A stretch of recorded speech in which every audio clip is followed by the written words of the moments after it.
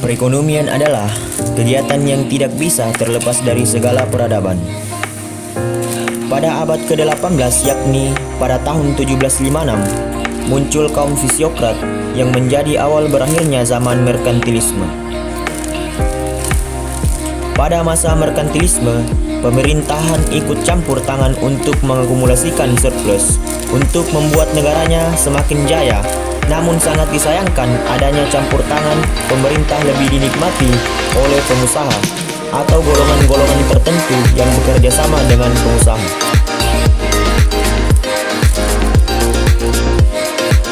Sejarah lahirnya mazhab fisiokrat. Mazhab fisiokrat muncul di Prancis pada tahun 1756. Fisiokrat berasal dari bahasa Yunani, yaitu psia, yang berarti alam, dan ceratain atau ceratos, yang berarti kekuasaan. Fisiokrat dimaknai sebagai percaya bahwa sumber daya alam adalah sumber dari kekayaan. Mazhab merkantilisme dengan fisiokrat itu berbeda. Perbedaan tersebut adalah kaum merkantilisme yang menganggap bahwa sumber kekayaan suatu negara adalah perdagangan luar negeri. Sedangkan kaum fisiokrat menganggap bahwa sumber kekayaan adalah sumber daya alam. Oleh karena itu, mazhab ini tumbuh sebagai kritik terhadap pemikiran merkantilisme. Tokoh mazhab fisiokrat. Tokoh pemikir mazhab ini adalah Francois Quesnay, seorang doktor ilmu bedah Prancis yang pernah menjadi doktor Raja Louis XV, serta doktor kepercayaan Slave Raja Mardan of Compeder.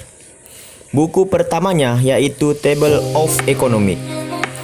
Table of Economics adalah buku yang berisi usaha pertama buatan model matematika terhadap seluruh aspek ekonomi dan menunjukkan sebagaimana sesungguhnya hubungan antara ekonomi tersebut. Quesnay membagi ekonomi dalam 3 sektor.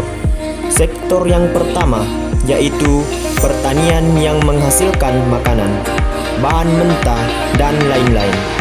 Sektor yang kedua adalah manufaktur yang menghasilkan atau yang memproduksi pakaian, bangunan, dan keperluan pertanian dan kerja pabrik.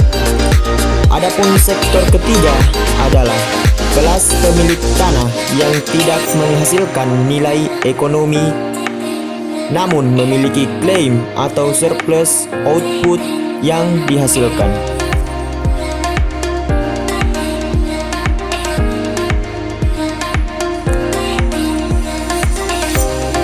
4 golongan masyarakat. Yang pertama, kelas masyarakat produktif atau kelas produktif. Contohnya, pertanian dan pertambangan. Yang kedua, kelas tuan tanah, kelas de from price. Yang ketiga, kelas yang tidak produktif atau kelas steril. Contohnya, saudagar dan pengrajin.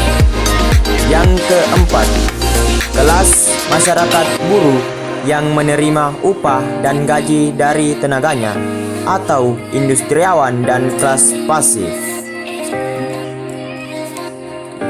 Terdapat perbedaan antara fisiokrat dan merkantilisme pada kelas produktif, di mana Quesnay menganggap bahwa kelas ini sebagai sosok pahlawan dalam perekonomian, bukan kaum saudagar yang masuk kelas tidak produktif.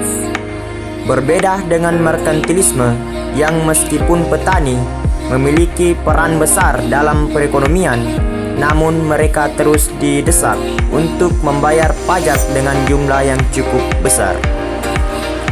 Pembagian teori nilai dan harga. Yang pertama, harga dasar barang-barang. Yang kedua, harga penjualan. Yang ketiga, harga yang harus dibayar konsumen. Kritik kaum fisiokrat terhadap mazhab merkantilisme.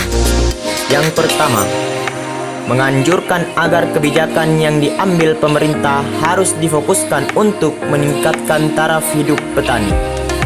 Yang kedua, kaum merkantilisme disebut sebagai pihak yang menyebabkan kenaikan harga barang karena pengenaan pajak yang cukup tinggi. Yang ketiga, meminta agar aktivitas ekonomi tidak perlu diatur pemerintah. Oke, ini adalah salah satu tokoh Francois, John Locke.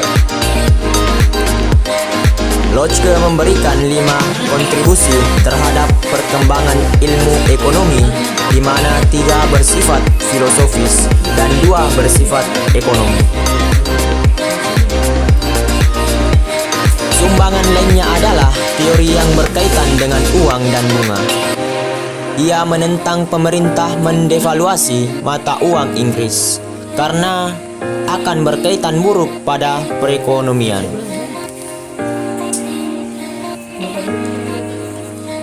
Kekuatan pemikiran Locke. Pertama, pemikiran tentang teori uang dan bunga yang menjadi cikal bakal pembangunan teori ekonomi moneter oleh ekonomi pada periode selanjutnya. Yang kedua, pemikiran tentang dampak buruk devaluasi terhadap perekonomian secara makro. Yang ketiga, pemikirannya tentang kepemilikan pribadi dan negara. Pemikiran Locke yang masih relevan hingga saat ini adalah tentang yang pertama, perlunya kebijakan moneter yang dikelola secara bijaksana dan mempertimbangkan kebijakan makroekonomi lainnya. Yang kedua, pemikiran tentang kejelasan kepemilikan pribadi dan negara. Yang ketiga, sumber tertinggi dari penguasa politik adalah individu. Tokoh selanjutnya yaitu Sir William Pretty, memberikan sumbangan kepada perkembangan teori ekonomi. Ia adalah ekonom pertama yang mendefinisikan gagasan surplus dan menjelaskan tanah berdasarkan gagasan surplus. Ia juga memikirkan secara mendalam tentang keuangan publik. Karyanya memberikan pencerahan dalam sifat dan sewa tanah, rent, dan pajak. Sir William Pretty dalam karyanya yang berjudul At Risk of Tax and Contribution, ia menyatakan bahwa yang pertama, bukan jumlah dari kerja yang menentukan nilai suatu barang, melainkan biaya yang diperlukan untuk menjaga agar para pekerja tetap bekerja. Yang kedua, uang diperlukan dalam jumlah secukupnya. Apabila lebih dari yang diperlukan, akan mendatangkan kemudaratan. Kekuatan pemikiran Pretty. Yang pertama, menggunakan statistika dan matematika dalam penelitian sehingga semakin akurat. Yang kedua, ia memberikan pencerahan terhadap sifat sewa tanah dan pajak. Yang ketiga, ia mendukung penerapan pajak secara progres. Alasan mazhab fisiokrat dikenal. Yang pertama, menganggap bahwa teori yang mereka bangun adalah teori yang bersifat objektif ilmiah dan berhasil menyusun suatu pandangan tentang tata ekonomi yang menyeluruh dan lengkap. Alasan mazhab fisiokrat dikenal yang kedua, mencetuskan istilah laissez-faire yang memberikan corak bagi para ekonomi klasik berikutnya. Yang ketiga, kajian yang mereka cetuskan menjadi dasar analisis makro yang mencoba menjawab dari mana datangnya pendapatan nasional dan bagaimana pendapatan itu dibagikan. Yang terakhir adalah kesimpulan. Yang pertama, kaum fisiokrat menganggap sumber kekayaan negara adalah sumber daya alam.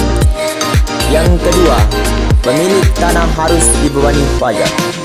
Yang ketiga, para fisiokrat mengutamakan arti pentingnya sektor pertanian. Kegiatan pertanian dianggap sebagai satu-satunya sektor produktif yang menghasilkan suatu surplus produktif neto kepada masyarakat.